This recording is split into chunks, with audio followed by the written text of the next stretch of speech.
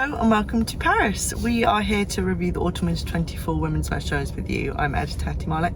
This is our fashion feature editor, Joshua Graham. Bonjour. I think the main conversation which has kind of been happening not only this season but for a good couple of years now is this kind of battle between commerce and creativity, whether you can do both. The answer is yes. But we're kind of, the scales have been leaning more in the kind of commerce product side of things.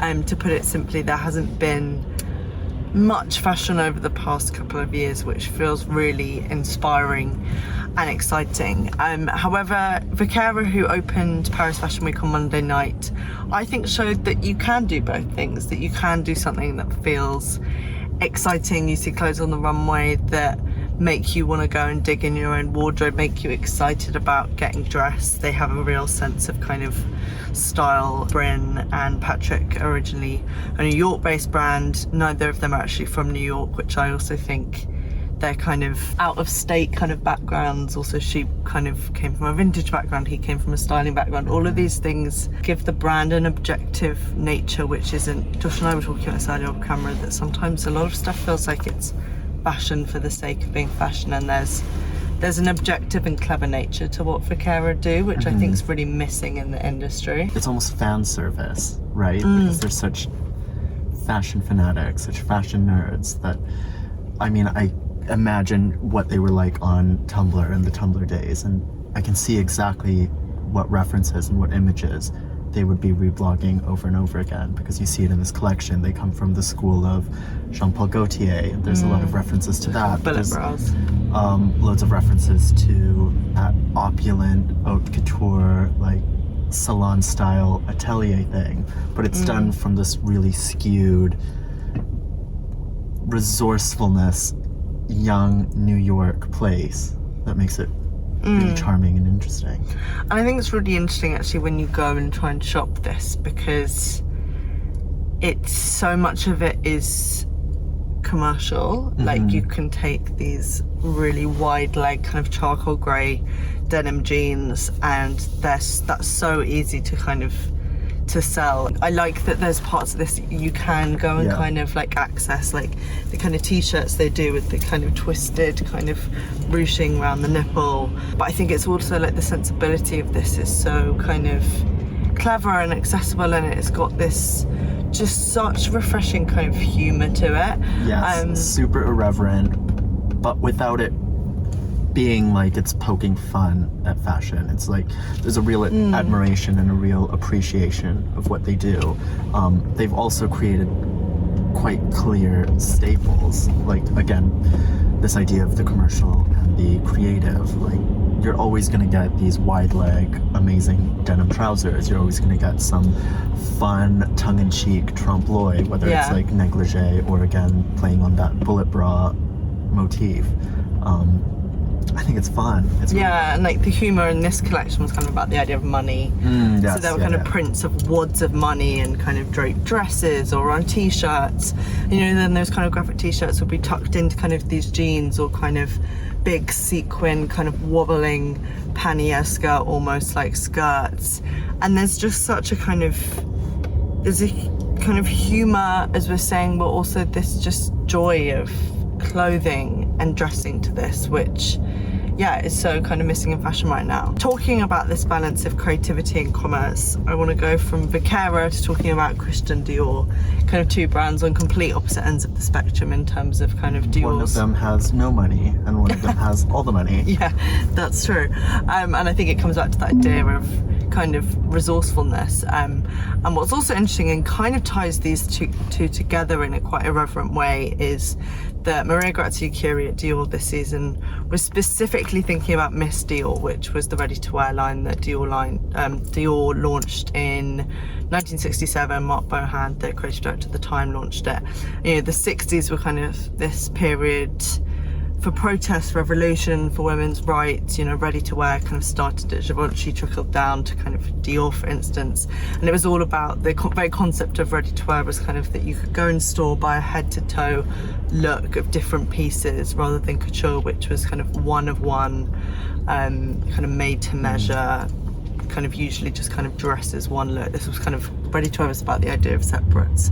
And I think it's interesting Maria Grazia Chiuri talking about it being kind of, because this whole collection felt like it was about that idea of kind of being freed almost, and that idea of kind of, Maria Grazia loves to return to that idea of kind of women and power and how liberation and how clothes can liberate you. And I think it's interesting to see, you know, I want to go a bit more into whether that succeeded or not, but I think when you think about a brand like Dior and its history, and then actually I think sometimes it's like you can try and return to those ideas again and again, but it's like about the brands like Vaquera who are now, and they're the brands now showing what can be liberating and exciting about clothing. Yeah, I think it's really apt to compare the two, because seeing this really fresh perspective, no matter how much it pays homage to the masters who inspired them, it just contextually feels so right now. It feels so invigorating. It feels so refreshing. And then to see someone like Maria Grazia, who has,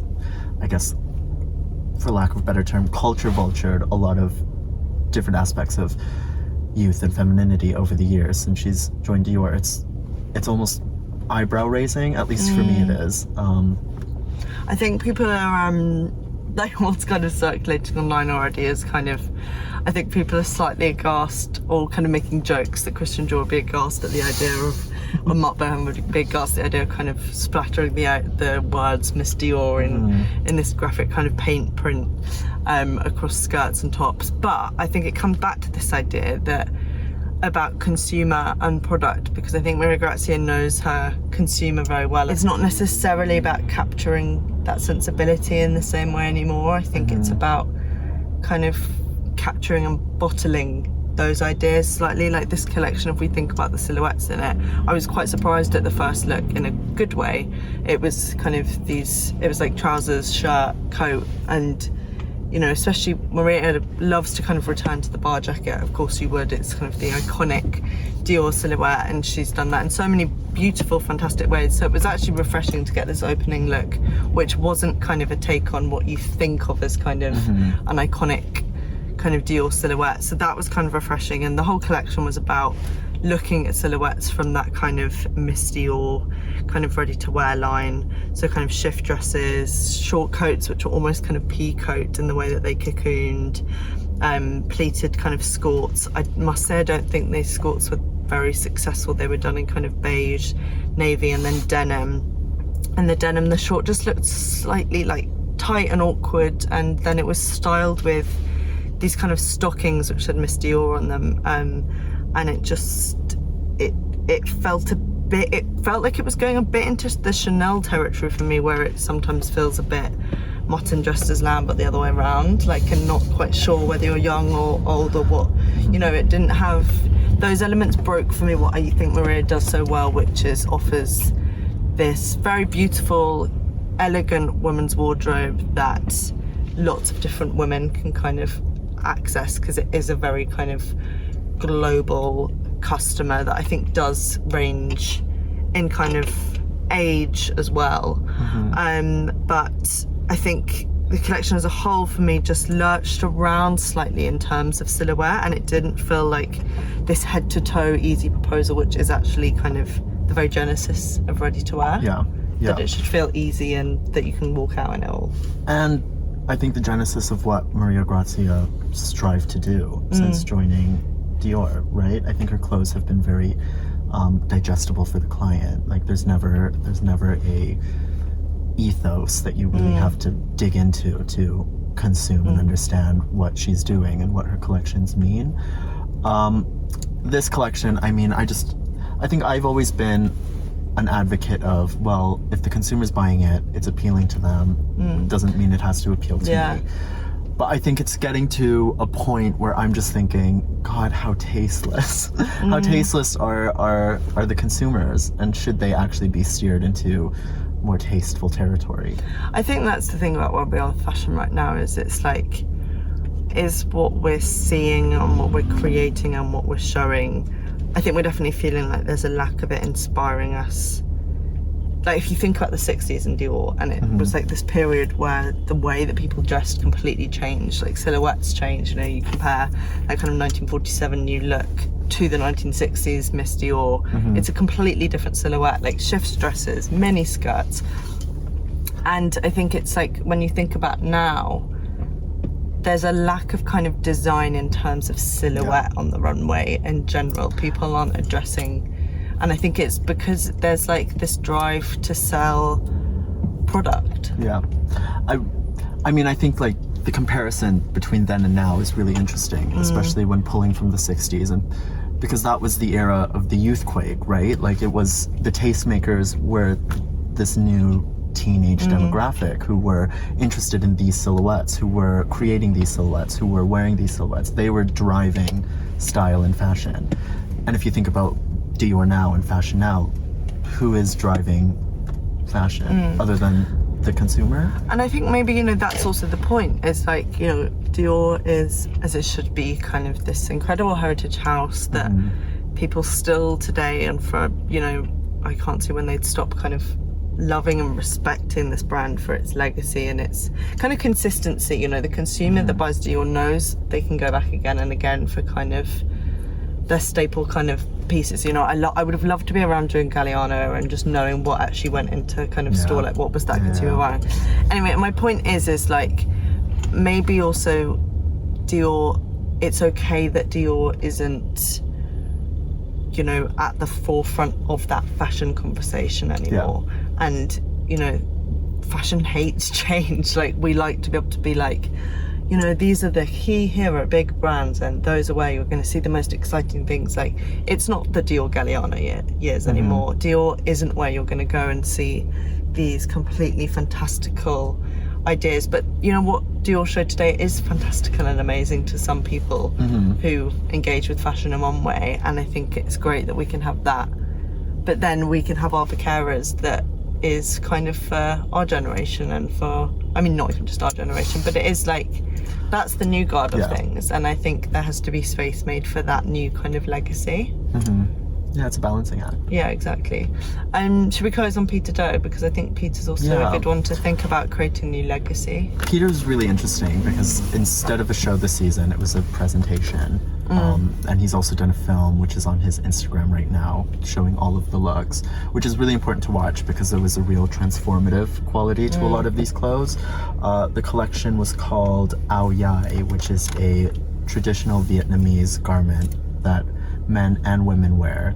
It's an ankle-length tunic that's usually worn over trousers, and that was kind of the hero look for this collection. This like gauzy shift dress where you could tie or button up extra layers of this wispy, airy fabric into skirts or a cape or just an overlay, make it longer, make it shorter. There was a real practicality in this collection, in that transformative take on things. There was also a very, I want to say, hauntingly romantic, which I don't necessarily expect from Peter Doe. What really excites me has always been his sculptural tailoring, and he has played with this body-hugging sensuality in the past, but I think with this collection it was a lot more at the forefront. We were talking about it before we started filming, and there was an Anne de Meester quality to everything. It was wispy, oversized, airy, unbuttoned, undone. There was this like disheveled refinement to it almost, which I think when you were explaining it to me, I was like, I wasn't sold. When I saw first few of the images, I wasn't exactly sold, but then when I watched the collection in motion, I thought it was very beautiful. I thought it was really well done. I think it's interesting also to see Peter, because he's doing the gig at Helmut Lang now. He just showed his second collection there last month at New York Fashion Week.